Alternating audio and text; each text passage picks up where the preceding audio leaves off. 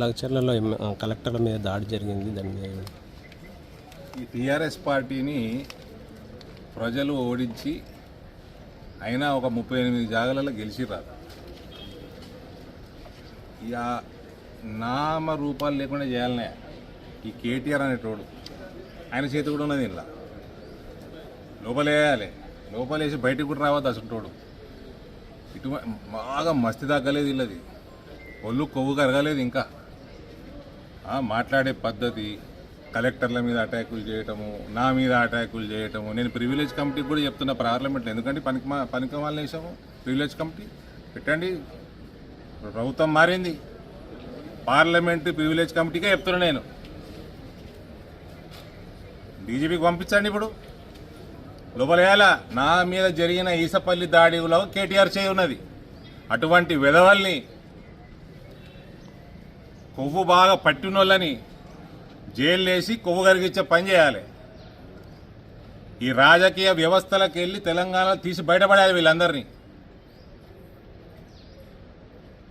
పని చేస్తారు, పని చెయ్యరు ప్రభుత్వాలు. ఎమ్మెల్యేలు పని చేస్తారు, యాక్టివ్గా ఉంటారు కొందరు, యాక్టివ్గా ఉండరు కొందరు.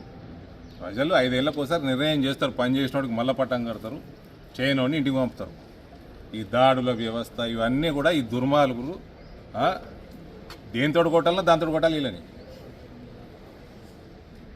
కొవ్వు బాగా ఎక్కి మళ్ళీ ట్వీట్ ఒకటి నిన్న ఆడట ఢిల్లీలో దిగిందట, తెలంగాణలో ప్రకంపనలు వచ్చినాయి. ఎందుకు వస్తాయండి ప్రకంపన? బాగా మస్తికెక్కిరండి, ఇంకా మస్తి తగ్గలే. ఇటువంటి